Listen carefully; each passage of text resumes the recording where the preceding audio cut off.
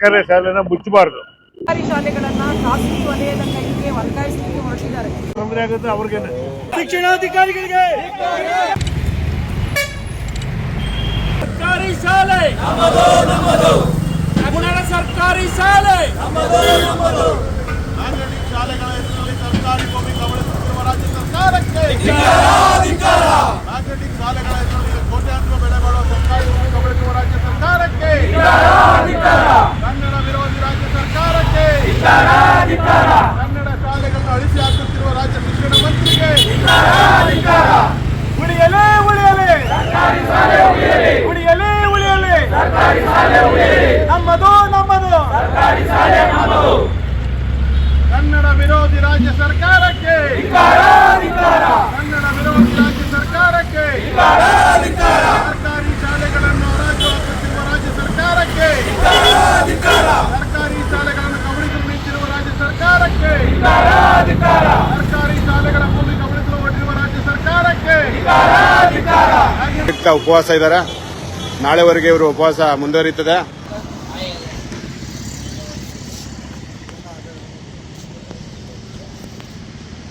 ಸರ್ಕಾರಿ ಶಾಲೆ ಉಳಿಸಿ ಅಂದ್ಬಿಟ್ಟು ಸರ್ಕಾರಕ್ಕೆ ಎಚ್ಚರಿಕೆ ಕೊಡುವುದರ ಮೂಲಕ ಸಂತೋಷ್ ಮತ್ತು ಫಯಾಜ್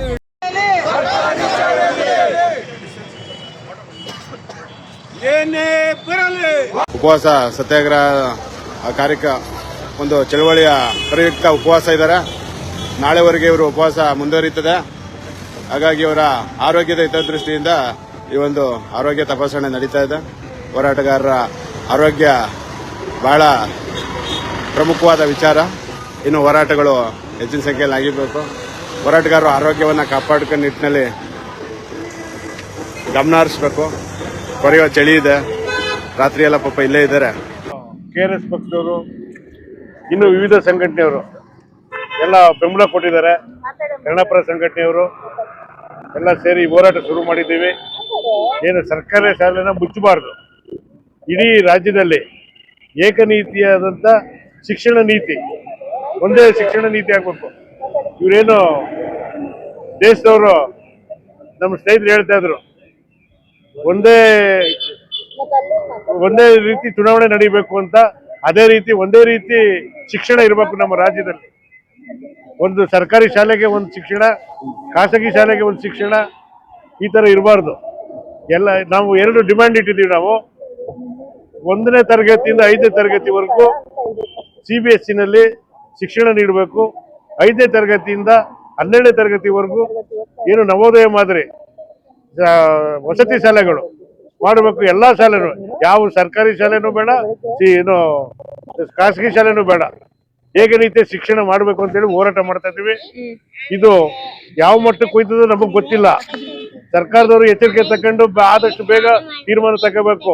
ನಾವು ಈ ತಿಂಗಳು 30ನೇ ತಾರೀಕು ಗಡುವು ಕೊಟ್ಟಿದ್ದೀವಿ. ಅನಂತರ ಇವರು ನಮ್ಮ ಕರೆಗೆ ಹೋದ್ರೆ ನಾವು 26ನೇ ತಾರೀಕು ಗಣರಾಜ್ಯೋತ್ಸವ ದಿನಾಚರಣೆ ಬಲಗೈನಲ್ಲಿ ರಾಷ್ಟ್ರ ಬಾವುಟ, ಎಡಗೈನಲ್ಲಿ ಕಪ್ಪು ಬಾವುಟ ಹಿಡ್ಕೊಂಡು ಪ್ರತಿಭಟನೆ ಮಾಡ್ತೀವಿ ನಾವು. ಇದು ಸರ್ಕಾರಕ್ಕೆ ಎಚ್ಚರಿಕೆ. ಯಾರು ಆ ಗ್ರಾಮೀಣದಲ್ಲಿ ಮುಖ್ಯವಾಗಿರ್ತಾರೆ, ಯಾರು ಅನುಕೂಲವಾಗಿರ್ತಾರೆ ಅಂತವರು ದಾನವಾಗಿ 2 ಎಕರೆ 3 ಎಕರೆ ಜಮೀನು ಕೊಟ್ಟಿದ್ದಾರೆ ಸರ್ಕಾರಿ ಶಾಲೆಗೆ. ಸರ್ಕಾರದವರು ಎಷ್ಟು ಕೊಟ್ಟಿದ್ದಾರೆ? 85 ಭಾಗ ಗ್ರಾಮೀಣ ಪ್ರದೇಶದವರೇ ಕೊಟ್ಟಿರೋದು ಜಾಗನ. ಆ ಜಾಗಕ್ಕೆ ಕೈ ಹಾಕಕ್ಕೆ ಇವ್ರು ಯಾರು? ಬೇರೆ ಬೇರೆ ಇದಕ್ಕೆ ಕೊಡ್ತೀವಿ ಅಂತ ಹೇಳ್ತಾರಲ್ಲ, ಯಾವ್ದು ಕೊಡ್ತಾರೆ? ಯಾವ್ದು ರಾಜಕೀಯದವ್ರು ಕೊಟ್ಟಿದ್ರು ಜಾಗನ? ಆಯಾ ಗ್ರಾಮದವರೇ ಕೊಟ್ಟಿರೋದು ಜಾಗನ. ಯಾರು ಉನ್ನತವಾಗಿದ್ರು, ಸಾಹುಕಾರರಿದ್ರು, ಯಾರು ಏನು ಊರಿನ ಮುಖ್ಯಸ್ಥರಿದ್ರು, 2 ಎಕರೆ 3 ಎಕರೆ 4 ಎಕರೆ 5 ಎಕರೆವರೆಗೂ ಕೊಟ್ಟಿದ್ದಾರೆ. ಆ ಜಾಗನ ಗಮನಿಸೋಕ್ಕೋಸ್ಕರ ಇವರು ಮ್ಯಾಗ್ನೆಟ್ ಶಾಲೆ ಅಂತ ಏನು ಮಾಡ್ತಾರೆ, ಅಲ್ಲಿಗೆ ಮ್ಯಾಗ್ನೆಟ್ ಹಾಕ್ತಾ ಇದಾರೆ ಇವರು ಜಾಗಕ್ಕೆ. ಅದು ನಿಲ್ಲಬೇಕು. ಏನು ಈ ರಾಜ್ಯದಲ್ಲಿ ಒಂದೇ ರೀತಿ ಶಿಕ್ಷಣ ಸಿಗಬೇಕು ಎಲ್ರಿಗೂ, ಬಡವರಿಗೆ, ಪುಣ್ಯವಂತರಿಗೆ, ಮಂತ್ರಿ ಮಕ್ಕಳಿಗೆ, ಎಲ್ರಿಗೂ ಸಿಗ್ಬೇಕು. ಆ ರೀತಿ ಆಗ್ಬೇಕು. ಅಲ್ಲಿವರೆಗೂ ನಮ್ಮ ಹೋರಾಟ ನಡೀತಾನೆ ಇರ್ತದೆ ಅಂತ ನಾನು ಸರ್ಕಾರಕ್ಕೆ ಎಚ್ಚರಿಕೆ ಕೊಡ್ತೇನೆ. ಇವೆರಡು ಏನು ನಾವು ಇಟ್ಟಿದ್ದೀವಿ ಅಜೆಂಡಾನ, ನಿಮ್ಮ ಮಂತ್ರಿಗೆ ಹೇಳಿ, ಯಾರ ಮುಖಾಂತರ ಹೇಳ್ತೀನಿ ಹೇಳಿ. ಇದು ಈ ಅಧಿವೇಶನದಲ್ಲಿ ತೀರ್ಮಾನ ಆಗದೆ ಇದ್ರೆ ಜನವರಿ 26ನೇ ತಾರೀಕು ಒಂದ್ ಕೈಲಿ ರಾಷ್ಟ್ರಧ್ವಜ, ಒಂದ್ ಕೈಲಿ ಕಪ್ಪು ಬಾವುಟ, ಶಿಕ್ಷಣ ಇಲಾಖೆ ಬಗ್ಗೆ ನಾವು ವಿರೋಧ ಮಾಡ್ಕೊಂಡು ಪ್ರತಿಭಟನೆ ಮಾಡ್ತೀವಿ. ಮಂತ್ರಿ ಬಗ್ಗೆನೂ ವಿರೋಧ ಮಾಡ್ತೀವಿ, ನಿಮ್ಗಳ ಬಗ್ಗೆನೂ ವಿರೋಧ ಮಾಡ್ತೀವಿ. ನೇರವಾಗಿ ನೀವೇ ಮಂತ್ರಿಗಳಿಗೆ ಹೇಳ್ಬೇಕು ಈ ವಿಷಯ ಹೇಳಿ. ಮಂಡ್ಯ ಜಿಲ್ಲೆಯಲ್ಲಿ ಮಂಡ್ಯ ಜಿಲ್ಲೆಯಲ್ಲಿ ಶಿಕ್ಷಕರ ಕೊರತೆ ಇರೋದು, ಮತ್ತೆ ಮಂಡ್ಯ ಜಿಲ್ಲೆಯಲ್ಲಿ ಸರ್ಕಾರಿ ಶಾಲೆಗಳಲ್ಲಿ ಮೂಲಭೂತ ಸೌಕರ್ಯ ಸಿಗ್ತಾ ಇಲ್ಲ ಅನ್ನೋದೇ ಇವ್ರಿಗೆ ಮಾಹಿತಿ ಇಲ್ಲ. ಮತ್ತೆ ಅಧಿಕಾರಿಗಳು ಏನ್ ಮಾಡ್ತಾರೆ? ಮತ್ತೆ ಈಗ ಹೇಳ್ತಾರೆ ಇಲ್ಲೇ ಎದುರುಗಡೆ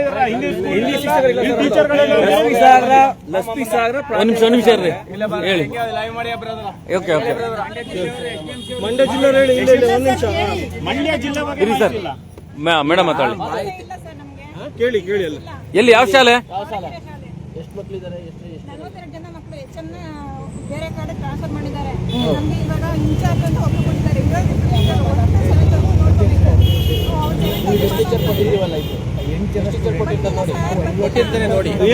ಬಂದಿರೋದಲ್ಲ, ನೀವು ನಿಮ್ಮ ಮಕ್ಕಳನ್ನ ಸರ್ಕಾರಿ ಶಾಲೆಗೆ ಸೇರಿಸಿ ಗೊತ್ತಾಗುತ್ತೆ. ನನ್ನ ಉದ್ದೇಶ ನಿಮ್ಮ ಇದರಲ್ಲಿ ಸರ್ಕಾರಿ ಶಾಲೆಯಲ್ಲಿ ನಿಮ್ಮ ಶಿಕ್ಷಕರು ಸರ್ಕಾರಿ ಶಾಲೆಯಲ್ಲಿ ಶಿಕ್ಷಕರ ಮಕ್ಕಳೇ ಸರ್ಕಾರಿ ಶಾಲೆ ಓದಲ್ಲ. ಯಾಕೆ? ಅವ್ರು ಮಾಡುವಂತ ಶಿಕ್ಷಣಕ್ಕೆ ಅವ್ರಿಗೆ ಬೆಲೆ ಇಲ್ಲ. ನಿಜವಾಗಿ ನಮ್ಮ ಶಾಲೆಯಲ್ಲಿ ಎಲ್ಲ ಶಿಕ್ಷಕರ ಮಕ್ಕಳು ಕೂಡ ಖಾಸಗಿ ಶಾಲೆ ಓದ್ತಾವ್ರೆ, ಅವ್ರು ಮಾತ್ರ ಸರ್ಕಾರಿ ಶಾಲೆ ಬಂದು ಪಾಠ ಮಾಡ್ತಿದ್ರು. ಯಾಕೆ? ಅವ್ರಿಗೆ ಇದಿಲ್ವಾ? ನಮ್ಮ ಮಕ್ಕಳು ಸರ್ಕಾರಿ ಶಾಲೆ ಓದ್ಬೇಕು ಅಂತ ಜವಾಬ್ದಾರಿ ಇತ್ತು ಅವ್ರಿಗೆ. ಆ ಕಾನೂನು ತಂದು ನಿಮ್ಮ ಇಲಾಖೆಯಿಂದ ಬರ್ತೀನಿ. ಇಲ್ಲ ಅಂದ್ರೆ ಸುಮ್ಮನೆ ಶಿಕ್ಷಣ ಸಂಸ್ಥೆ ಮುಚ್ಚಾಬಿಟ್ಟಿದೆ. ಇವರು ಕಾನೂನು ತರೋದು ಮತ್ತೆ ವಿದ್ಯಾರ್ಥಿಗಳ ಪರವಾಗಿ ಮಾತಾಡೋದು, ಸರ್ಕಾರಿ ಶಾಲೆಗಳ ಪರವಾಗಿ ಸೆಕೆಂಡ್ರಿ.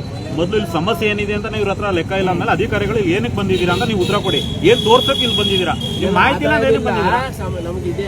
ಏನಿದೆ ಮಾಹಿತಿ? ಈಗ ಕೇಳೋದು ಇಲ್ಲ ಅಂತಿದ್ರಲ್ಲ ನೀವು. ಮಾಹಿತಿನೇ ಇಲ್ಲ ಸರ್. ನೀವು ಈ ಸ್ಥಾನಮಾನದಲ್ಲೇ ಇರಬಾರ್ದು. ನೀವು ನಮಸ್ಕಾರ ಸರ್, ಇವತ್ತು ಬಂದಂತ ಉದ್ದೇಶ ಶಿಕ್ಷಣಾಧಿಕಾರಿಗಳಿಗೆ ನಮ್ಮ ಹೋರಾಟನ ಹತ್ತಿಕ್ಕುವಂತ ಕೆಲಸ ಮಾಡ್ಲಿಕ್ಕೆ ಬಂದಿದ್ದಾರೆ ಅನ್ನೋದು ನೋಡ್ಬೇಕಾಗ್ತದೆ. ಈಗ ವ್ಯಾನ್ ಇಲ್ಲೇ ಹೋಗ್ತದೆ, ಎಲ್ಲರೂ ಲೈವ್ ಮಾಡ್ಕೊಳ್ರಪ್ಪ. ಯಾವ ರೀತಿ ಓಡಾಡ್ತಾ ಇದಾರೆ DDP ಅವರು ನೀವು ಅರ್ಥ ಮಾಡ್ಕೊಳ್ಳಿ. ಯಾವ ರೀತಿ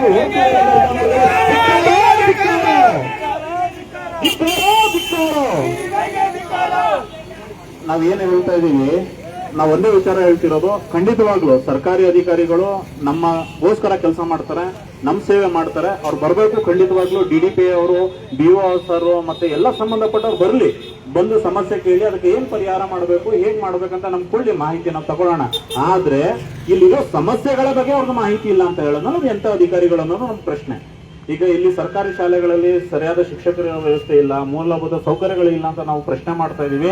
ಸತತವಾಗಿ 3 ದಿನದಿಂದ ಹೋರಾಟ ಮಾಡ್ತಾ ಇದೀವಿ, ಉಪವಾಸ ಸತ್ಯಾಗ್ರಹ ಮಾಡ್ತಾ ಇದೀವಿ.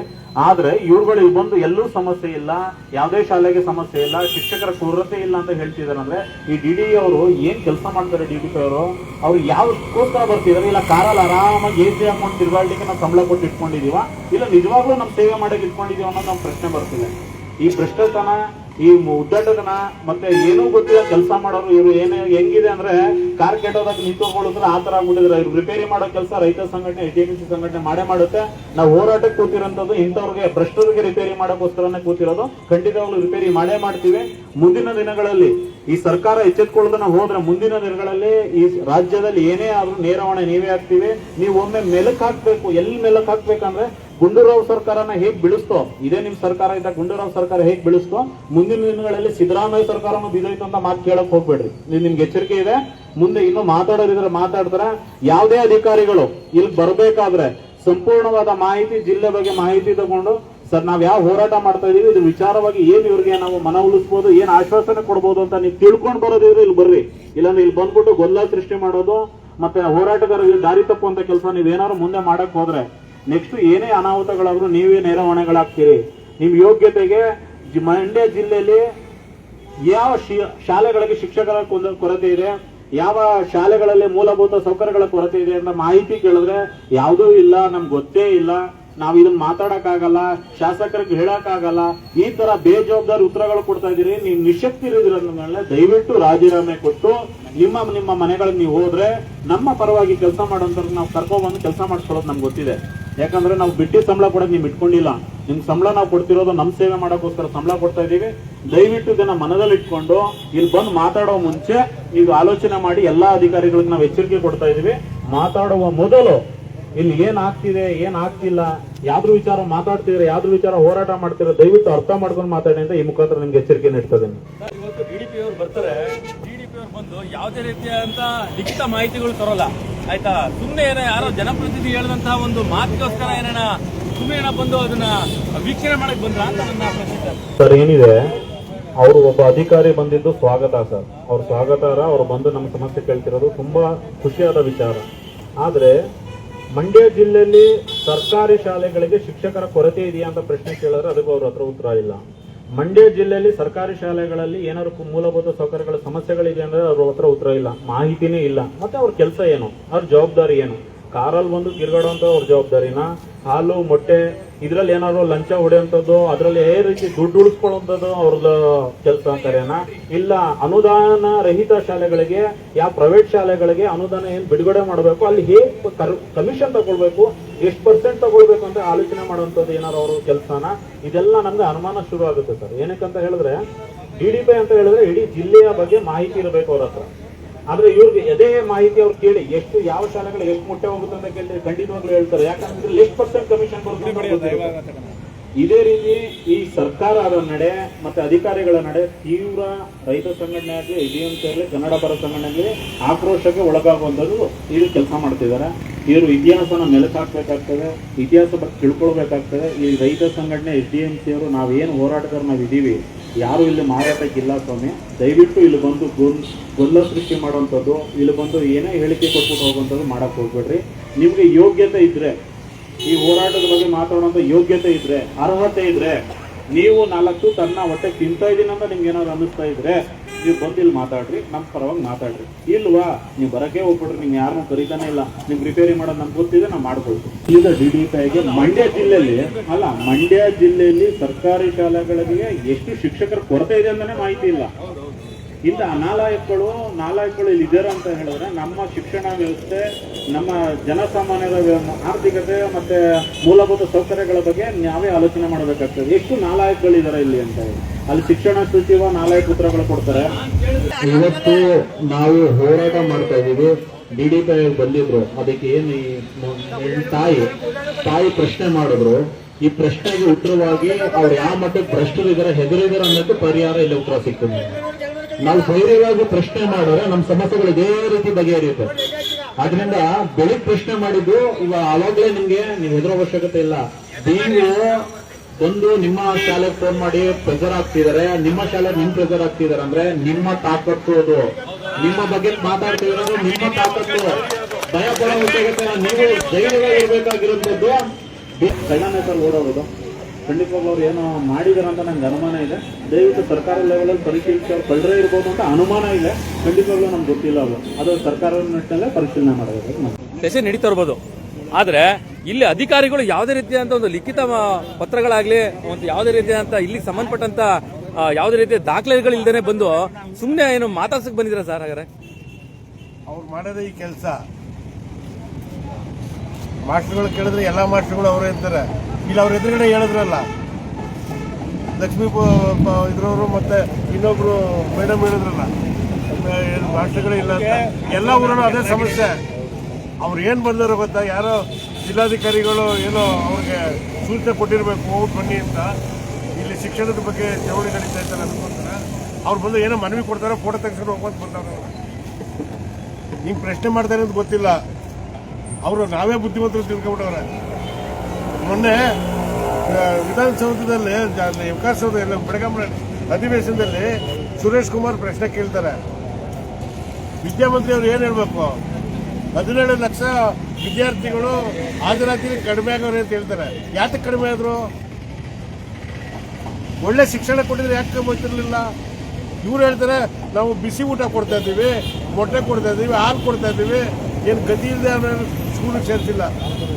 ವಿದ್ಯೆ ಕೊಡ್ತೀವಿ ಅಂತ ಅವ್ರು ಬೈಲಿ ಬರಲೇ ಇಲ್ವಲ್ಲ. ವಿದ್ಯಾಮಂತ್ರಿ ಬೈಲಿ. LKG ಇಂದ 5ನೇ ಕ್ಲಾಸ್ವರೆಗೂ CBSE ಸಿಲೆಬಸ್ ಅಲ್ಲಿ ಏನು ವಿದ್ಯೆ ಕೊಡಬೇಕು.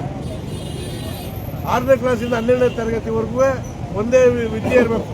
ಇಡೀ ಏನು ಇವರು ಸಿಲೆಬಸ್ ಚೇಂಜ್ ಮಾಡ್ತಾರೆ, ಆ ರೀತಿ ಆಗಲ್ಲ. ಸರ್ಕಾರಿ ಶಾಲೆನೂ ಒಂದೇ, ಖಾಸಗಿ ಶಾಲೆನೂ ಒಂದೇ. ಏಕರೂಪ ಇರಬೇಕು. ಉನ್ನತ ಶಿಕ್ಷಣ ಇರಬೇಕು, ಮಾಸ್ಟರ್ಗಳು ಇರಬೇಕು. ಇವರೇನು KPC ಶಾಲೆಗಳು ಮಾಡ್ತೀವಿ ಅಂತ ಹೊರಟಲ್ಲ. ಈಗ 8 ಶಾಲೆಗಳು ಸೇರಿಸಿ ಒಂದು ವಿಲೀನ ಮಾಡ್ತಾರಲ್ಲ, ಯಾತಕ್ಕೆ ಮಾಡ್ತಾರೆ? ಹಾಜರಾತಿ ಕಮ್ಮಿ ಐತೆ ಅಂತ ಮಾಡ್ತಾರಲ್ವ, ಅಲ್ಲೇನ ಈ KPSC ಸಮಸ್ಯೆ ಬಂದಿದೆ. ಇಲ್ಲಿ ಬಂದಿದ್ರಲ್ಲ ಯಾರೋ DDP ಅವರವ್ರು, ಅವ್ರಿಗೆ ಉರಿ, ಅವ್ರಿಗೆ ಒಟ್ಟಲ್ಲಿ ಏನು ಕೇಳಬಾರ್ದು. ಪ್ರತಿ ಹಳ್ಳಿಗೂ ಬಸ್ ಕಳಿಸ್ತೀವಿ ಅಂತಾರಲ್ಲ, ಎಷ್ಟು ದಿವಸ ಕಳಿಸ್ತಾರೆ ಬಸ್ನವರು? ಸಾಧ್ಯವಾದ ಮಾತ್ಕೊಳ್ಳಿ. ಇವರೇ ಗ್ಯಾರಂಟಿ ಇಲ್ಲ, ಇನ್ನೊಂದು ವರ್ಷ ಇರ್ತಾರೆ, 6 ತಿಂಗಳು ಇರ್ತಾರ. ಇನ್ಯಾವುದೋ ಸರ್ಕಾರ ಬರ್ತದೆ ಕಿತ್ತಾಗ್ತದೆ, ಅವಾಗ ಏನ್ ಮಾಡೋದಂತೆ ಬಿಟ್ಬಿಡೋದು.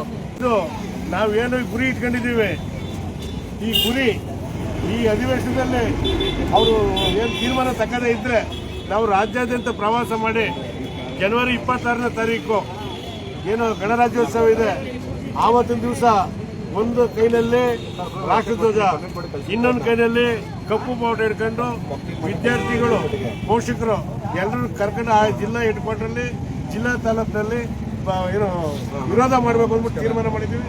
ಪ್ರವಾಸ ಮಾಡಿ ಎಲ್ಲರಿಗೂ ಎಚ್ಚರಿಸ್ತೀವಿ, ಜನಗಳಿಗೆಲ್ಲ ಅದು ಮಾಡ್ತೀವಿ. ಸರ್ಕಾರಕ್ಕೆ ಯೋಗ್ಯತೆ ಇದ್ರೆ ಅಷ್ಟರಲ್ಲಿ ಒಂದು ತೀರ್ಮಾನ ತಗೊಳ್ಳಿ. ಇಲ್ಲ ಸರ್ಕಾರದ ವಿರುದ್ಧ ಘೋಷಣೆ ಕೂಗಬೇಕು ಅಂತ ತೀರ್ಮಾನ ಮಾಡಿದ್ವಿ, ಕೂಗಿಸಬೇಕಾದ್ರೆ ತೀರ್ಮಾನ ತಗೋದೇನೆ ಇರಲಿ. ಅವ್ರ ಪಾಡಿಗೆ ಅವರು ಬೆಚ್ಚಗಿರಲಿ, ನಮಗೆ ಗೊತ್ತು ಅವ್ರು ಹೆಂಗೆ ಮಟ್ಟಾಕ್ಬೇಕು. ಇವತ್ತು ಸಾಯಂಕಾಲ ಈ ಸತ್ಯಾಗ್ರಹನ ಮುಗಿಸ್ಕೊಂಡು 6 ಗಂಟೆಗೆ ಪಂಜಿನ ಮೆರವಣಿಗೆ ಮಾಡ್ತಾ ಇದ್ದೀವಿ. ಆ ಪಂಜು ಯಾರ್ಯಾರು ಎಲ್ಲೆಲ್ಲಿ ಸುರಿತ ಗೊತ್ತಿಲ್ಲ. ಇದು ಎಚ್ಚರಿಕೆ ಪಂಜು. ಅದ ಏನು ಅಧಿವೇಶನದಲ್ಲಿ ತೀರ್ಮಾನ ಮಾಡಬೇಕು. 224 ಜನನು ತಿಳ್ಕೋಬೇಕು ಮಾಡಕ್ಕೆ ಹೊರಟಿದ್ದಾರೆ ಇವರು. ಯಾಕೆಂದ್ರೆ ಖಾಸಗಿ ಶಾಲೆಗಳೆಲ್ಲ ಇರೋವೆಲ್ಲ MLAಗಳು, ಮಂತ್ರಿಗಳು, MLCದು ಅವ್ರ ಚೇಲಾಗಳಿದೆ. ಅದನ್ನು ಉದ್ಧಾರ ಮಾಡಕ್ಕೆ ಹೊರಟವರು ಇವರು. ಒಂದು ಕೈಲಿ ಕೊಟ್ಟು ಒಂದು ಕೈಲಿ ಇಸ್ಕೊತಾರೆ. ಇವರೆಲ್ಲ ಎಲ್ಲ ಕಮಿಷನ್ಗೆ ನಿಂತವ್ರಲ್ಲ ಇವರು. ಈಗ ನಾನು ಹೇಳಿದ KPSC ಶಾಲೆ ಅದ, ಅಲ್ಲಿ ಪದಾರ್ಥಗಳು ತರಬೇಕಾದ್ರೆ ಅವ್ರು ಹೇಳಿದ ಅಂಗಡಿಲೇ ಹೋಗಿ ತಗೋಬೇಕಂತೆ. ಆ ಸ್ಕೂಲ್ STMC ಸದಸ್ಯರಿರಲಿಲ್ಲ, ಅವ್ರ ಜವಾಬ್ದಾರಿ ಏನು? ಇವ್ರು ಕಮಿಷನ್ ಮಾತಾಡ್ಕೊಂಡಿರ್ತಾರಲ್ಲ. 7-8 ಊರಿನ ಶಾಲೆಗಳು ಮುಚ್ಚಿಸ್ಬಿಟ್ಟು ಒಂದು ಶಾಲೆ ತೆಗಿತೀವಿ ಅಂತ ಅವರಲ್ಲ. ಓಟ್ಗೆ ಹಾಕ್ಬೋದು, ಎಲ್ಲ ಊರಿಗೆ ಹೋದವರು ಓಟ್ ಹಾಕ್ಸ್ಕೊಳ್ಳಿಕ್ಕೆ. ಅದೊಂದೇ ಊರಲ್ಲಿ ಹಾಕ್ಸ್ಕೊಳ್ಳಿ. ಎಲ್ಲಿ ಶಾಲೆ ಮಾಡ್ತಾರೆ ಆ ಊರಲ್ಲಿ ಓಟ್ ಹಾಕ್ಸ್ಕೊಳ್ಳಿ. ಬೇರೆ ಹಳ್ಳಿಗಳಿಗೆಲ್ಲ ಯಾಕೆ ಹೋಯ್ತಾರೆ ಇವರು? ಅದಕ್ಕೆ ಕಾನೂನು ಮಾಡಬಾರ್ದಂತಾರ ಅವರು. ಹಳ್ಳಿಗಳಲ್ಲಿ ಶಾಲೆಗಳಿದ್ದಾರೆ, ಇವ್ರ ಕೆಲಸ ಏನು? ಈಗ ಇನ್ನು ವಿಶೇಷವಾಗಿ ಒಂದು ಹೋರಾಟ ನಡೀತಾ ಇದೆ. ಅದು ಸರ್ಕಾರಿ ಶಾಲೆ ಉಳಿಬೇಕು ಅಂತ ಒಂದು ಶ್ಲಾಘನೀಯ. ಯಾಕಂದರೆ ಸರ್ಕಾರ ವ್ಯವಸ್ಥೆ ಉಳಿಬೇಕು, ಸರ್ಕಾರಿ ವ್ಯವಸ್ಥೆನೇ ಅಂತಿಮ. ಸಂವಿಧಾನದ ಒಂದು ಫಂಡಮೆಂಟಲ್ ರೈಟ್ಸು ಎಲ್ರಿಗೂ ಮೂಲಭೂತವಾಗಿ ಶಿಕ್ಷಣ ಕೊಡಬೇಕು, ಸರ್ಕಾರ ಜವಾಬ್ದಾರಿ. ಸರ್ಕಾರ ತನ್ನ ಜವಾಬ್ದಾರಿಯಿಂದ ನುಡಿಸಿಕೊಳ್ಳೋ ಪ್ರಯತ್ನವನ್ನು ಮಾಡಬಾರ್ದು. ಅವರಿವತ್ತು KPSC ಹೆಸರಲ್ಲಿ, ಮ್ಯಾಗ್ನೈಟ್ ಹೆಸರಲ್ಲಿ ಇವತ್ತು ಸರ್ಕಾರಿ ಶಾಲೆಗಳನ್ನು ಖಾಸಗಿ ವಲಯದ ಕೈಗೆ ವರ್ಗಾಯಿಸಲಿಕ್ಕೆ ಹೊರಟಿದ್ದಾರೆ. ಅದು ಕಾರ್ಪೊರೇಟ್ ಬಂಡವಾಳಶಾಹಿಯ ಹುನ್ನಾರ ಇದರೊಳಗಡೆ ಅಡಗಿದೆ. ಎಲ್ಲರಿಗೂ ಉನ್ನತವಾದಂಥ, ಉಚಿತವಾದಂಥ ಶಿಕ್ಷಣ ನೀಡಬೇಕಾದಂಥ ಸರ್ಕಾರಗಳು ವಿರುದ್ಧ ಇವತ್ತು ಕೈ ಹಾಕಿರೋದು ಸರಿಯಾದ ಕ್ರಮ ಅಲ್ಲ. ಅದಕ್ಕೆ ತಕ್ಕ ಒಂದು ಸ್ವಾಸ್ಥ್ಯವನ್ನು ಜನ ಮಾಡ್ತಾರೆ. ಯಾವಾಗಲೂ ಅಷ್ಟೇ. ಇವತ್ತು ಮುಖ್ಯಮಂತ್ರಿಯವರು ಅವರೇ ನೆನೆಸ್ಕೊತಾರೆ, ನಾನು ಸರ್ಕಾರಿ ಶಾಲೆಯಿಂದ ಕಲ್ತದ್ದು ಅಂತ. ಸರ್ಕಾರಿ ಶಾಲೆಯ ಮೇಷ್ಟ್ರೊಬ್ಬರು ಅವ್ರು ಕರ್ಕೊಬಂದು ಸೇರಿಸಿದಾಗಿ ಮುಖ್ಯಮಂತ್ರಿ ಆಗಿದ್ದಾರೆ. ಆದರೆ ಶಿಕ್ಷಣಕ್ಕೆ ಅಷ್ಟು ಮಹತ್ವ ಇದೆ. ಶಿಕ್ಷಣ ಉಳ್ಳವರ ಸೊತ್ತಾಗಬಾರ್ದು, ಅದು ಎಲ್ಲರಿಗೂ ಸಿಗಬೇಕು, ಎಲ್ಲರ ಕೈಗೆಟಕಬೇಕು, ಎಲ್ಲರ ಕೈಗೆಟುಕುವ ನಿಟ್ಟಿನಲ್ಲಿ ಶಿಕ್ಷಣ ಆಗಬೇಕು. ಇವತ್ತು ಉಳ್ಳವರ ಸಂತೆಯಲ್ಲಿ ಶಿಕ್ಷಣ ಮಾರಾಟಕ್ಕಿದೆ, ಉನ್ನತ ಶಿಕ್ಷಣ ಬಡವರ ಪಾಲಿಗೆ ಇಲ್ಲವೇ ಇಲ್ಲ, ಹಂಗಾಗ್ಬಿಟ್ಟೈತೆ. ಹಾಗಾಗಿ ಪ್ರೈಮರಿ ಶಿಕ್ಷಣವನ್ನು ಉನ್ನತೀಕರಣಗೊಳಿಸಬೇಕಾದ್ರೆ, ಕ್ವಾಲಿಟಿ ಶಿಕ್ಷಣವನ್ನು ಕೊಡಬೇಕಾದ್ರೆ ಬಹಳ ಮೂಲಭೂತವಾಗಿ ಮಾಡಬೇಕಾಗಿರೋದು ಸರ್ಕಾರ, ಖಾಸಗಿಗೊಳಿಸೋದಲ್ಲ. ಬದಲಿಗೆ ಅದನ್ನು ಸರ್ಕಾರವೇ ಒಂದು ಇಂಟರ್ನೆಟ್ ವ್ಯವಸ್ಥೆ ಇರುವಂತಹ ಸುಸಜ್ಜಿತವಾದಂತಹ ಮತ್ತು ಮಕ್ಕಳಿಗೆ ಕಲಿಕೆಯಲ್ಲಿ ಒಂದು ಉತ್ತಮ ಗುಣಮಟ್ಟವನ್ನು ಹೆಚ್ಚಿಸುವಂಥ ನಿಟ್ಟಿನಲ್ಲಿ ಇವತ್ತು ಇಂಟರ್ನೆಟ್ ಆಧಾರದ ಮತ್ತು ಸ್ಯಾಟಲೈಟ್ ಆಧಾರದ, ಇಂಟರ್ನೆಟ್ ಆಧಾರದ ಶಿಕ್ಷಣವನ್ನು ಕೊಡಬೇಕು. ಇಂಗ್ಲೀಷ್ ಬೋಧನೆಯನ್ನು ಕೂಡ ಕೊಡಬೇಕಾಗ್ತದೆ. ಯಾಕಂದರೆ ಇವತ್ತಿನ ಅಡ್ವಾನ್ಸಿಂಗ್ ಟೆಕ್ನಾಲಜಿಯಲ್ಲಿ ಮಕ್ಕಳ ಕಲಿಕೆ ಉನ್ನತ ಆಗಬೇಕಾದ್ರೆ ಇವತ್ತು ಅದಕ್ಕೆ ಕೇರಳ ಸರ್ಕಾರ ಮಾದರಿಯಾಗಿದೆ. ಇವತ್ತು 4-5 ವರ್ಷದಲ್ಲಿ 4 ಲಕ್ಷ ಮಕ್ಕಳು ಸರ್ಕಾರಿ ಶಾಲೆಗೆ ಬರ್ತಿದ್ದಾರೆ ವಾಪಸ್ಸು. ಯಾಕೆಂದರೆ ಅಲ್ಲಿ ಗುಣಮಟ್ಟ ಶಿಕ್ಷಣ ಇದೆ ಅಂತ. ಅದೇ ಮಾದರಿಯಲ್ಲಿ ಕರ್ನಾಟಕ ಸರ್ಕಾರ ಒಂದು ಉನ್ನತ ಶಿಕ್ಷಣವನ್ನು ಮತ್ತು ಪ್ರೈಮರಿ ಶಿಕ್ಷಣವನ್ನು, ಕ್ವಾಲಿಟಿ ಶಿಕ್ಷಣವನ್ನು ಕೊಡಲಿಕ್ಕೆ ಮುಂದಾಗಬೇಕು. ಯಾವ ಕಾರಣಕ್ಕೂ ವಿಲೀನೀಕರಣ ಮಾಡಬಾರ್ದು, ಖಾಸಗೀಕರಣ ಮಾಡಬಾರ್ದು. ಇದರಲ್ಲಿ ಆಸ್ತಿ ಒಡೆಯೋ ಹುನ್ನಾರದ ಜೊತೆಗೆ ವಿದ್ಯೆಯನ್ನು ಕದಿಯುವ ಕೆಲಸ ಇವತ್ತು ಉಳ್ಳವರು ಮಾಡ್ತಿದ್ದಾರೆ. ಬಂಡವಾಳಶಾಹಿಗಳ, ಕಾರ್ಪೊರೇಟ್ ಕುಲಗಳ ಅನುಕೂಲಕ್ಕೆ ತಕ್ಕಂಗೆ ಇವತ್ತು ಸರ್ಕಾರ ಮಣೆ ಹಾಕ್ತಾ ಇದೆ. ಅದನ್ನ ನಮ್ಮೆಲ್ಲ ಸಂಘಟನೆಗಳು ಇವತ್ತು ರೈತ ಸಂಘ, SDMC ಸಂಘಟನೆ ಹೋರಾಟ ಮಾಡ್ತಾ ಇದೆ. ಅದಕ್ಕೆ CIT ಕೂಡ ಬೆಂಬಲ ಕೊಡುತ್ತೆ. ಸರ್ಕಾರಿ ಸ್ವಾಮ್ಯದಲ್ಲಿ ಉಳಿಬೇಕು, ಸಾರ್ವಜನಿಕವಾಗಿ ಶಿಕ್ಷಣಕ್ಕೆ ಹೆಚ್ಚಿನ ಹೂಡಿಕೆಯನ್ನು ಸರ್ಕಾರ ಮಾಡಬೇಕು. ಇವತ್ತು ಮಾಡ್ತಾ ಇಲ್ಲ. ಬಜೆಟ್ ಅಲ್ಲಿ ಅತಿ ಕಡಿಮೆ ಹಣ ಇಟ್ಟಿದೆ, ಅದು ಸರಿಯಾದ ಕ್ರಮ ಅಲ್ಲ ಅಂತ ಹೇಳಿ ಆಗ್ರಹಿಸ್ತೇವೆ. ಸರ್ಕಾರಿ ಸ್ವಾಮ್ಯದಲ್ಲಿ ಸರ್ಕಾರಿ ಶಾಲೆಗಳು ಉಳಿಬೇಕು. ನನ್ನ ಹೆಸರು ರೇವಣ್ಣ ಅಂತೇಳಿ, ಮೈಸೂರಿನ ಕೂರ್ಗಳ್ಳಿ ಸರ್ಕಾರಿ ಶಾಲೆಯ SDMC ಅಧ್ಯಕ್ಷರು ಹಾಗೂ ರಾಜ್ಯದ SDMC ಸಂಘದ ಪದಾಧಿಕಾರಿಗಳು. ನಾನು ಸರ್ಕಾರಕ್ಕೆ ಈಗ ಈ ವಿಷಯದಲ್ಲಿ ಒಂದು ಪ್ರಶ್ನೆ ಕೇಳ್ತೀನಿ. ನೀವು ಯಾವ ಯೋಗ್ಯತೆ ಇಟ್ಕೊಂಡು ಸರ್ಕಾರ ನಡೆಸ್ತಾ ಇದ್ದೀರಾ ಗೊತ್ತಾಗ್ತಾ ಇಲ್ಲ.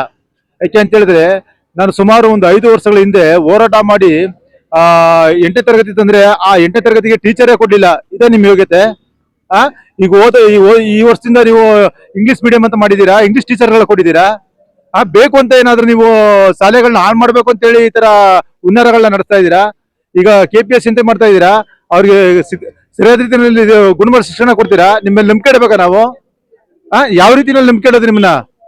ನಾವು ಗುಣಮಟ್ಟದ ಶಿಕ್ಷಣಕ್ಕೋಸ್ಕರ ನಾವು ಉಪವಾಸ ಸತ್ಯಾಗ್ರಹ ಹೋರಾಟ ಮಾಡ್ಬೇಕಾ? ಇದೇನ ನಿಮ್ ಯೋಗ್ಯತೆ? ನಿಮ್ಗೆ ಯಾವ ನೈತಿಕತೆ ಇದೆ ನಿಮ್ ಸರ್ಕಾರ ನಡೆಸೋದಕ್ಕೆ? ನಿಮ್ಗೆ ಸರ್ಕಾರ ಬಿಟ್ಟು ಇಳಿ ಸ್ವಾಮಿ, ನೈತಿಕತೆ ಬಂದು ಸರ್ಕಾರ ಮಾಡ್ಲಿ. ಯಾವ ನೈತಿಕತೆ ಇದೆ ಸ್ವಾಮಿ ನಿಮ್ಗೆ? ಒಂದು ಗುಣಮಟ್ಟ ಶಿಕ್ಷಣ ಕೊಡೋ ಯೋಗ್ಯತೆ ಇಲ್ಲ ಅಂತಂದ್ರೆ ಯಾವ ರೀತಿ ಸರ್ಕಾರಗಳನ್ನ ನಡೆಸ್ತೀರಾ ಸ್ವಾಮಿ ನೀವು? ಈಗ ಈ ಗೋಗಡಿ ಬೇಕು, ನಾವು ಉಪವಾಸ ಸತ್ಯಾಗ್ರಹ ಮಾಡ್ಬೇಕು ಸ್ವಾಮಿ ಒಳ್ಳೆ ಶಿಕ್ಷಣಕ್ಕೋಸ್ಕರ. ದಯವಿಟ್ಟು ಇದನ್ನ ಬಿಟ್ಟು ಸರ್ಕಾರಿ ಶಾಲೆಗಳನ್ನ ಉಳಿಸೋದತ್ರ ನೀವು ಗಮನ ಹರಿಸಿ ಸ್ವಾಮಿ, ಗಮನ ಹರಿಸಿ. ಇವು ದೇಶಕ್ಕೆ ಮುಖ್ಯವಾಗಿ ಬೇಕಾಗಿರೋದು, ದೇಶ ಸಂಪಲ್ಪರಿತವಾಗಬೇಕು ಅಂತಂದ್ರೆ ಗುಣಮಟ್ಟ ಶಿಕ್ಷಣ, ಗುಣಮಟ್ಟ ಆರೋಗ್ಯ ಸ್ವಾಮಿ, ಬೇರೆ ಏನೂ ಅಲ್ಲ. ನಿಮ್ಮ ಬಿಟ್ಟಿ ಭಾಗ್ಯಗಳಲ್ಲ, ಗುಣಮಟ್ಟ ಶಿಕ್ಷಣ, ಗುಣಮಟ್ಟದ ಆರೋಗ್ಯ, ಇದ್ರ ಬಗ್ಗೆ ಯೋಚನೆ ಮಾಡಿ ಸ್ವಾಮಿ. ನಮ್ಮ ಎಲ್ಲ ಇದೇ ತರ ಹೋರಾಡ್ಬೇಕು ಸ್ವಾಮಿ. ನಾವು ನಮ್ಮ ಸಮಯ ಎಲ್ಲ ಹಾಳು ಮಾಡ್ತಾ, ನಮ್ಮ ಆರೋಗ್ಯನ ಹಾಳು ಮಾಡ್ಕೊತಾ ಹೋರಾಟ ಮಾಡ್ತಾ ಕುತ್ಕೋಬೇಕು ಸ್ವಾಮಿ. ಇದಕ್ಕೆ ದೇಶಕ್ಕೆ ಹಾಳಾಗುತ್ತೆ, ಇದು ಉದಾರ ಆಗಲ್ಲ. ದಯವಿಟ್ಟು ಶಿಕ್ಷಣದ ಬಗ್ಗೆ ಗಮನ ಹರಿಸಿ ಅಂತ ಹೇಳ್ತಾ, ನನಗೆ ಈ ವೇದಿಕೆಯಲ್ಲಿ ಮಾತನಾಡಲಿಕ್ಕೆ ಅವಕಾಶ ಮಾಡಿಕೊಟ್ಟ ತಮ್ಗೆಲ್ಲರಿಗೂ ಧನ್ಯವಾದ ಸಲ್ಲಿಸ್ತಾ, ಮತ್ತೆ 3 ದಿನಗಳ ಕಾಲ ಉಪವಾಸ ನಾನು ಮುಂದುವರಿಸ್ತೇನೆ ಅಂತ ಹೇಳ್ತಾ ನಾನು ಒಂದೆರಡು ಮಾತನ್ನ ಮುಗಿಸ್ತೀನಿ. ಧನ್ಯವಾದಗಳು. ಇವತ್ತಿನ ದಿನ ಮಂಡ್ಯದಲ್ಲಿ ನಾವು ಸರ್ಕಾರಿ ಶಾಲೆಗಳನ್ನು ಉಳಿಸಿ ಅಂತ ಹೋರಾಟ ಮಾಡ್ತಾ ಇದ್ದೀವಿ. ನಿನ್ನೆಯಿಂದ ನೀರು ಕುಡ್ಕೊಂಡು ಉಪವಾಸ ಇದ್ದೀವಿ ಅಂತ ಹೇಳಿದ್ರೆ, ರೈತ ಸಂಘಟನೆ ಇದಕ್ಕೆ ಸಹಕಾರ ನೀಡ್ತಿದೆ ಅಂದ್ರೆ, ದೇಶಕ್ಕೆ ಅನ್ನ ನೀಡುವಂತ ರೈತರು ಇಲ್ಲಿ ಉಪವಾಸ ಕೂತಿದಾರಂತ ಹೇಳಿದ್ರೆ, ಇದಕ್ಕೆ ಸರಿಯಾಗಿ ಪ್ರತಿಕ್ರಿಯೆ ಕೊಡ್ತಾ ಇಲ್ಲ ಅಂತ ಹೇಳಿದ್ರೆ ನಾಚಿಕೆ ಆಗಬೇಕು ಸರ್ಕಾರಗಳಿಗೆ. ಮತ್ತೆ ಯಾರು ಒಂದು ತುತ್ತು ಅನ್ನ ತಿಂತಾ ಇದ್ದೀರಿ, ನೀವು ರೈತರು ಇಲ್ಲಿ ಉಪವಾಸ ಇದ್ದಾರೆ, ನೀವು ಅನ್ನ ತಿನ್ಕೊಂಡು ಹೊಟ್ಟೆ ತುಂಬಾ ಮೋಜು ಮಸ್ತಿ ಮಾಡ್ತಾ ಇದ್ದೀರಾ ಅಂದ್ರೆ, ನಿಮ್ಗೆ ಸಂಬಳ ಕೊಟ್ಟು ನಿಮ್ಗೆ ಗೆಲ್ಸಿರತಕ್ಕಂಥ ರೈತರಿಗೆ ನೀವು ಸರಿಯಾಗಿ ರೆಸ್ಪಾನ್ಸ್ ಮಾಡ್ತಿಲ್ಲ, ಸ್ಪಂದಿಸ್ತಲ್ಲ ಅಂತ ಹೇಳಿದ್ರೆ ನಿಮ್ಗೆ ಇದಕ್ಕಿಂತ ದೊಡ್ಡ ನಾಚಿಕೆ ಯಾವುದೂ ಇಲ್ಲ.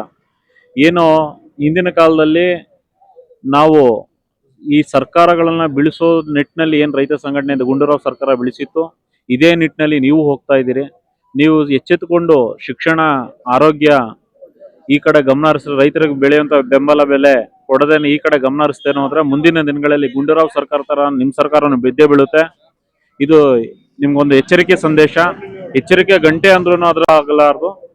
ಮುಂದಿನ ದಿನಗಳಲ್ಲಿ ಕೂಡಲೇ ನೀವು ಸಂಬಂಧಪಟ್ಟವರು ಬಂದು ಭೇಟಿ ಮಾಡಿ ಅದಕ್ಕೆ ಪರಿಹಾರ ಮಾಡೋ ನಿಟ್ಟಿನಲ್ಲಿ ನೀವು ಏನಾದ್ರು ಮಾರ್ಗದರ್ಶನ ಕೊಡದೇನೆ ಹೋದ್ರೆ, ಮುಂದಿನ ದಿನಗಳಲ್ಲಿ ಜನವರಿ 26ನೇ ತಾರೀಕು ಸಂವಿಧಾನ ನಮ್ಗೇನ್ ಬಂತು, ಸಂವಿಧಾನ ಬಂದ್ರೂ, ಸ್ವತಂತ್ರ ಬಂದ್ರೂ ಅದರಿಂದ ವಂಚಿತರಾಗಿದ್ದೀವಿ ಅಂತ ಹೇಳಿ ನಾವು ಕಪ್ಪು ಬಾವುಟ ಪ್ರದರ್ಶನವನ್ನು ರಾಜ್ಯ ಸರ್ಕಾರಕ್ಕೆ ತರುವಂತ ನಿಟ್ಟಿನಲ್ಲಿ ಕೆಲಸ ಮಾಡ್ತೀವಿ. 26ನೇ ತಾರೀಕು ನೀವು ಎಚ್ಚೆತ್ಕೊಳ್ಳದೇನೆ ಹೋದ್ರೆ, ಎಲ್ಲೆಲ್ಲಿ ರಾಜಕಾರಣಿಗಳು ನೀವು ಕಾಣ್ತೀರಿ, ಎಲ್ಲೆಲ್ಲಿ ಭಾಷಣ ಮಾಡಕ್ ಹೋಗ್ತೀರಿ, ಎಲ್ಲೆಲ್ಲಿ ತಿರ್ಗಾಡ್ತಿರಲ್ಲ ಕಪ್ಪು ಬಾವುಟ ಪ್ರದರ್ಶನ ನೋಡಿ ನಿಮ್ಗೆ ಮುತ್ತಿಗ ಹಾಕುವಂತ ಕೆಲಸನ ರೈತ ಸಂಘಟನೆ ಮಾಡುತ್ತೆ. ಕೂಡಲೇ ಎಚ್ಚೆತ್ತುಕೊಂಡು ಶಿಕ್ಷಣದ ಕಡೆ ನಿಮ್ಮ ಗಮನ ಹರಿಸಬೇಕು. ಖಾಸಗೀಕರಣ ಏನು ಬಂಡವಾಳಶಾಹಿಗಳ ಗುಲಾಮರಾಗಿ ನೀವು ಕೆಲಸ ಮಾಡ್ತಾ ಇದ್ದೀರಿ, ಇದನ್ನು ನಿಲ್ಲಿಸ್ಬೇಕಂತ ಈ ಮುಖಾಂತರ ಎಚ್ಚರಿಕೆ ಸಂದೇಶವನ್ನು ನೀಡ್ತಾ ಇದ್ದೀವಿ. ಸರ್ಕಾರಿ ಶಾಲೆ ಉಳಿಸಿ ಅಂದ್ಬಿಟ್ಟು ಉಪವಾಸ ಸತ್ಯಾಗ್ರಹ ಮಾಡ್ತಾ ಇದೀವಿ. ಇವತ್ತಿಗೆ 2ನೇ ದಿನ. ನಾಳೆಗೆ ಉಪವಾಸ ಸತ್ಯಾಗ್ರಹ ಮಾಡೋದ್ರ ಜೊತೆಗೆ ಏನು ಸರ್ಕಾರಿ ಸವಲತ್ತು ಎಲ್ಲರಿಗೂ ಬೇಕು, ಸರ್ಕಾರಿ ಶಾಲೆಯಲ್ಲಿ ತಮ್ಮ ಮಕ್ಕಳನ್ನ ಓದಿಸೋಕ್ಕಾಗಲ್ದು ಅಂದ್ರೆ ನಿಜವಾಗ್ಲೂ ನಾಚಿಕೆಗೇಡಾಯ್ತದೆ. ಯಾವುದೇ ಅಧಿಕಾರಿಗಳು ಯಾವುದೇ ಇದಕ್ಕೋಗ್ಲಿ ಪ್ರತಿಯೊಬ್ಬರಿಗೂ ಸರ್ಕಾರಿ ಕೆಲಸ ಬೇಕು ಅನ್ನುವ ಹೋರಾಟ ಮಾಡ್ತಾರೆ. ಅದೇ ಸರ್ಕಾರಿ ಶಾಲೆಯಲ್ಲಿ ನಮ್ಮ ಮಕ್ಕಳು ಓದ್ಬೇಕು ಅನ್ನುವ ಸಣ್ಣ ಭಾವನೆ ಕೂಡ ಇಲ್ಲ ಇವ್ರಿಗೆ. ಇಂಟರ್ನೆಟ್ ನಿಜವಾಗ್ಲೂ ಸರ್ಕಾರ ಕೆಲಸದಿಂದ ವಜಾ ಆಗ್ಲೇ ಅವರು ಸರ್ಕಾರಿ ಶಾಲೆಯಲ್ಲಿ ತಮ್ಮ ಮಕ್ಕಳನ್ನ ಓದಿಸ್ಬೇಕು ಅನ್ನೋ ಭಾವನೆ ಬೆಳ್ತದೆ. ಆಮೇಲೆ ಸರ್ಕಾರಿ ಶಾಲೆ ಇನ್ನೊಂದು ವಿಚಾರ ಏನು ಅಂತಂದ್ರೆ, ಈಗ ರೇಷನ್ ಕಾರ್ಡು ಏನ್ BPL ಕಾರ್ಡು ಬೇಕೇ ಬೇಕು, ಯಾಕೆ ನಾವು ಬಡವರು ಅನ್ನೋ ಭಾವನೆಗಳ ತೋರ್ಸ್ಕೊತಾರೆ ಪ್ರತಿಯೊಬ್ರು. BPL ಕಾರ್ಡ್ ಇರುವಂತ ಯಾರು ತಮ್ಮ ಮಕ್ಕಳನ್ನ ಶಾಲೆಯಲ್ಲಿ ಓದಿಸ್ತಾ ಇರೋರು? ಪ್ರತಿಯೊಬ್ರು ಖಾಸಗಿ ಶಾಲೆ ಓದ್ತಾವ್ರೆ. ಖಾಸಗಿ ಶಾಲೆಯಲ್ಲಿ ಓದಿಸಿ ತಾವು ನಾವು ಈಗ ಏನು ಆರ್ಥಿಕವಾಗಿ ಸಂಕಷ್ಟದಲ್ಲಿವಿ ಅಂತ ಹೇಳ್ತಾರೆ. ಸಂಕಷ್ಟದಲ್ಲಿ ಇವಿ ಅಂತ ಯಾಕೆ ಹೇಳ್ಬೇಕು? ತಾವು ಯಾರಾದ್ರೂ ಬಲವಂತ ಮಾಡಿದಾರ? ನೀವು ಖಾಸಗಿ ಶಾಲೆ ಓದಿಸ್ಬೇಕು, ನಿಮ್ಮ ಮಕ್ಕಳನ್ನ ನೀವು ಸರ್ಕಾರಿ ಶಾಲೆ ಓದಿಸ್ಬೇಡಿ ಅಂತ ಯಾರು ಬಲವಂತ ಮಾಡಿದ್ರೆ ಖಂಡಿತ ಅವರು ಹೋಗಿ ಖಾಸಗಿ ಶಾಲೆಯಲ್ಲೇ ಓದಿಸ್ತೆ. ಸರ್ಕಾರಿ ಶಾಲೆ ಎಲ್ಲಾ ರೀತಿ ಏನ್ ಮಂತ್ರಿಗಳು ಹೇಳ್ತಾರೆ ನಾವು ಎಲ್ಲಾ ರೀತಿ ಅನುಕೂಲ ಮಾಡ್ಕೊಡ್ತೀವಿ, ಪಠ್ಯ ಪುಸ್ತಕ ಕೊಡ್ತೀವಿ, ಬಟ್ಟೆ ಕೊಡ್ತೀವಿ, ಊಟ ಕೊಡ್ತೀವಿ, ಪ್ರತಿಯೊಂದು ಅನುಕೂಲ ಮಾಡ್ಕೊಡ್ತೀವಿ ಅಂತ. ಅದೇ ಅನುಕೂಲ ಮಾಡೋರು ವಿದ್ಯೆ ಕೊಡ್ಲಿ, ಬಡವ ಮಕ್ಕಳಿಗೆ ಆರೋಗ್ಯ ಕೊಡ್ಲಿ, ಈ ಮುಖಾಂತರ ಸರ್ಕಾರ ಉದ್ಧಾರ ಮಾಡುವ ರೀತಿನಲ್ಲಿ ಹೋಗ್ಲಿ ಅನ್ನೋ ಭಾವನೆ ನಾವ್ ಹೇಳ್ತಾವೆ. ಇಲ್ಲ ಅಂದ್ರೆ ಜನವರಿ ಈ ತಿಂಗಳು 30 ಸರ್ಕಾರಕ್ಕೆ ಗಡುವು ಕೊಟ್ಟಿವಿ. ಇಲ್ಲ ಅಂದ್ರೆ ಸರ್ಕಾರ ಜನವರಿ 26ರಂದು ಒಂದು ಕೈಲಿ ಸಂವಿಧಾನ ಇದು ಮಾಡಿದಂತ ದಿನ ಅವತ್ತು ಒಂದು ಕೈಲಿ ಸರ್ಕಾರಿ ಬಾವುಟ, ಇನ್ನೊಂದು ಕೈಲಿ ಕಪ್ಪು ಬಾವುಟ ಹಿಡ್ಕೊಂಡು ಹೋರಾಟ ಮಾಡ್ಬೇಕಾಯ್ತದೆ ಸರ್ಕಾರದ ವಿರುದ್ಧ. ಇದು ಸರ್ಕಾರಕ್ಕೆ ಎಚ್ಚರ. 14-15ರಂದು ಏನೋ ಸರ್ಕಾರಿ ಶಾಲೆ ಉಳಿಸಿ ಅಂದ್ಬಿಟ್ಟು ಸರ್ಕಾರಕ್ಕೆ ಎಚ್ಚರಿಕೆ ಕೊಡೋದ್ರ ಮೂಲಕ ಸಂತೋಷ್ ಮತ್ತು ಫಯಾಜ್ ಟೀಮು ಏನಿತ್ತು ವರ್ಕ್ ಮಾಡವ್ರೆ. ಈ ಉಪವಾಸ ಸತ್ಯಾಗ್ರಹ ಹುಡ್ಕೊಂಡಿದ್ರು. ನಾವು ಉಪವಾಸ ಕೈ ಬಿಡಿ ಅಂದ್ಬಿಟ್ಟು ಎಳ್ನೀರು ಕೊಡೋದ್ರ ಮೂಲಕ ಉಪವಾಸವನ್ನ ಕೈ ಬಿಡಿಸ್ತಾವೆ. ಏನು ತಾರೀಕು 31 ಅಷ್ಟರೊಳಗೆ ಗಡುವು ಕೊಟ್ಟಿದೆ. ಅಷ್ಟರೊಳಗೆ ಸರ್ಕಾರ ಎಚ್ಚೆತ್ತು ಏನು ಸರ್ಕಾರಿ ಶಾಲೆ ಏನು ವಿದ್ಯಾಭ್ಯಾಸ ಕೊಡ್ತಾ, ಖಾಸಗಿ ಶಾಲೆಯಲ್ಲಿ ಏನು ವಿದ್ಯಾಭ್ಯಾಸ ಕೊಡ್ತಾ ಇದೆ ಅದನ್ನ ಸರ್ಕಾರಿ ಶಾಲೆಯಲ್ಲಿ ಕೊಡಬೇಕು ಅನ್ನೋದು ನಮ್ಮೆಲ್ಲರ ಒತ್ತಾಯ. ಗುಣಮಟ್ಟದ ಶಿಕ್ಷಣ ಕೊಡ್ಲಿಲ್ಲ ಅಂದ್ರೆ ಜನವರಿ 26ನೇ ತಾರೀಕಂದು ಒಂದು ಕೈಲಿ ಕಪ್ಪು ಬಾವುಟ, ಒಂದು ಕೈಲಿ ಏನು ಫ್ಲಾಗ್ ಹಿಡಿದು ಹೋರಾಟ ಹಮ್ಮಿಕೊಳ್ಳಲಾಗುತ್ತೆ. ಅಷ್ಟರೊಳಗೆ ಸರ್ಕಾರ ಎಚ್ಚೆತ್ತು ತಕ್ಷಣ ನಿರ್ಧಾರ ಕೈಗೊಂಡ್ರೆ ಒಳ್ಳೆಯದು. ನಿರ್ಧಾರ ಕೈಗೊಳ್ಳಿಲ್ಲ ಅಂದ್ರೆ ಉತ್ತಮವಾದ ರೀತಿಯಲ್ಲಿ ಪ್ರತಿಭಟನೆ ಮಾಡ್ತದೆ. ಇಡೀ ಸಮಾಜ ತಿರುಗಿ ನೋಡುವಂತ ವಿಚಾರ ಆಗಿರ್ತದೆ.